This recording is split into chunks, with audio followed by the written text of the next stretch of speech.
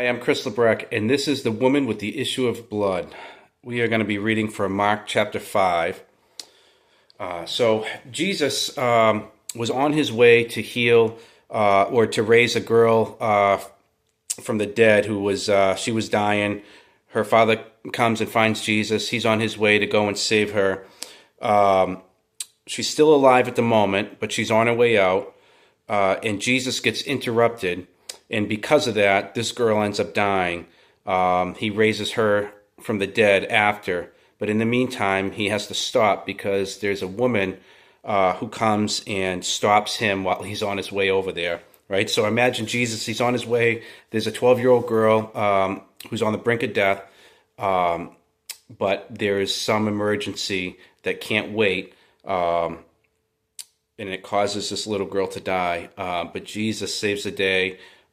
He heals this sick woman who comes after him and causes the interruption, and then later goes and brings the little girl back to life too. So it's kind of a 2-for-1 here. So, all right. So Jesus is on his way over to help this little girl, and there's this big crowd. He's pressing through the crowd. And a woman, I'm going to start in verse 25 if you want to read along. It's in Mark chapter 5, and we're going to start at verse 25. And a woman was there who had been subject to bleeding for 12 years. She had suffered a great deal under the care of many doctors and had spent all that she had. Yet instead of getting better, she actually grew worse. So this is a woman, she had an issue of blood where she was bleeding uncontrollably. She never knew when it was going to happen, for how long, and it was very severe. It got worse over time. She spent all of her money. She saw all these doctors, and nobody could help her. When she heard about Jesus, she came up behind him in the crowd and touched his cloak, because she thought, if I just touch his clothes, I will be healed. All right, so a couple of things. I'm going to stop there for a minute. So this woman, she's bleeding in discrete areas, right? Nobody can see where the blood's coming from, but oftentimes we have issues in our life where they may be physical, but they may not be. They may be emotional. Whatever they may be, we have areas of our lives where we have wounds that no matter where we go, nobody can seem to treat them, right?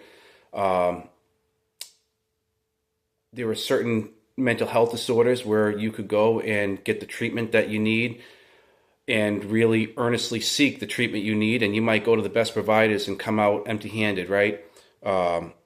We like to think that there's a cure for everything, but oftentimes, sometimes with physical health problems, we go to doctors and we go to the best, and we come out unhealed, right?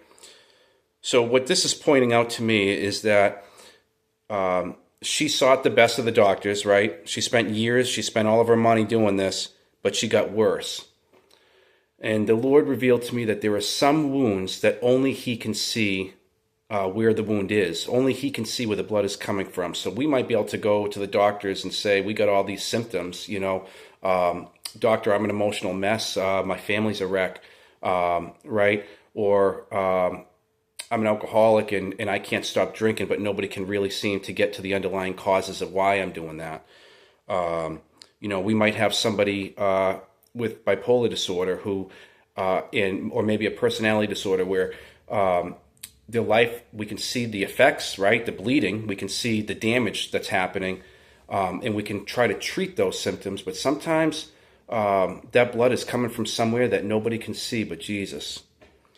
So what did she do? She did what a lot of people do when they hear about what Jesus can do for them. She ran after him. So the Lord wants you to know that if you've got undetectable bleeding in your life, He has the answer for you. He knows where it's coming from. He's the one that made you. And if you have the faith of this woman that we're going to see as we read on, it was her faith that healed her. That if you have the faith to run after Jesus, the closer you get to Him, the more healing you'll receive.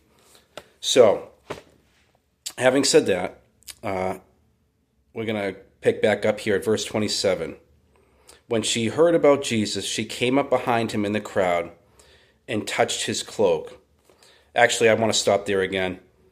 my one of my favorite things about this is that she never stopped and asked him. She didn't, we see all kinds of stories in the Bible where, people ask Jesus, are you willing? There was a leper that asked Jesus, if you're willing, you can heal me.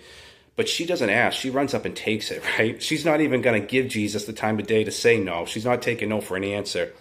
And that's real faith, especially because Jesus, right, he's a rabbi. So she's unclean, right? So in that culture, she can't touch him because she's bleeding. She's considered unclean. If she touches him, he'll be contaminated according to the law, right? So she runs up and just touches his garment because that way, I think to her it was like this perfect compromise. I'm still getting just close enough to get my healing, but I'm not gonna make him dirty by doing it. But this took so much faith for her to do this, because she was already that unclean woman in the crowd, right? Imagine coming into a crowd and having people know you have this condition and they're worried about being contaminated by you, so they back up, right? And we see it in today's society. A homeless person that hasn't showered in a long time, people back away instead of running over, to be kind to them. People often just back right up because they can't be bothered. They don't want to be contaminated, right? So imagine this woman, right? The guts it took for her to go after Jesus, and it says that he was in a crowd. So she's got a million reasons to stay away, but she wanted her healing so bad. She wasn't asking him for it. She was coming and taking it, and she wasn't letting anybody get in her way. So the Lord wants you to know that if you have a dire need for healing, don't even ask him. Run up to him. Run up to him and don't let anybody get in your way. Don't let anybody stop you from getting to Jesus. Sometimes it's the church people that will get in the way, right? So there were Pharisees that would have, completely tried to stop her, right? This is something that she was not allowed to do. Jesus wants you to know that if you need healing, he's the one to go to. And he may send you, the Lord may send you to doctors too. He may send you to 12-step groups. He may send you to life coaches. He may do it in a variety of ways, but he's the one that knows where your pain is coming from. He's the one that knows the healing you need. Always run to the Lord first. All right. So we're going to pick back up here. I'm going to go to verse, 28. All right, so we see that she ran up behind him and touched his cloak. She thought to herself, if I just get close enough, right?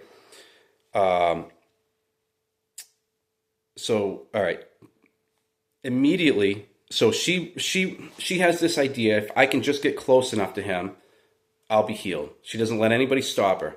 Now, as soon as she gets to him, as soon as she touches him, she's healed. It says she's healed immediately. Immediately, her bleeding stopped, and she felt in her body that she was freed from her suffering. So 12 years, she does the whole 9 yards. She goes to everybody to fix her. Nobody can heal her. All it does is make her worse. The moment she touched just the fringe of his garment, just the dirtiest part of his robe, she was healed. Let that sink in for a minute. How many years have you spent going to the world for your solution just to come out worse? The Lord says it's time to try something different. Run after him and get you healing, and don't let anybody stop you. All right, so she does this. At once, Jesus realized the power had gone out of him. I love this part, right? Now, he's God, he's Jesus, he knows everything, right? But he turns around in the crowd and he says, "Who touched my clothes?" "You see people crowding all around you," his disciples answered, "and yet you ask, 'Who touched you?'" But Jesus kept looking around to see who had done it. Then the woman, knowing what had happened to her, came and fell at his feet, trembling with fear, because she was not supposed to do this. She was an outcast. She was not allowed to go touching a rabbi. And there's all these witnesses around to see it, right? Trembling with fear, told him the whole truth. He said to her, now get this, right? Everybody else would call her dirty. He calls her daughter. And he said to her, "Daughter, your faith has healed you. Go in peace and be freed from your suffering.